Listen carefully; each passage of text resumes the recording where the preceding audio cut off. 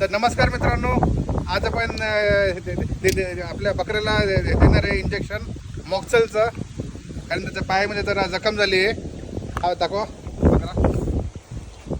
हे बघा आमचा डालपर शिंगावाला पळतो बघा, लंगड्याचा बांगडा भरा. तर आता आपण मिक्स करूया आपलं अँटीबायोटिक इंजेक्शन.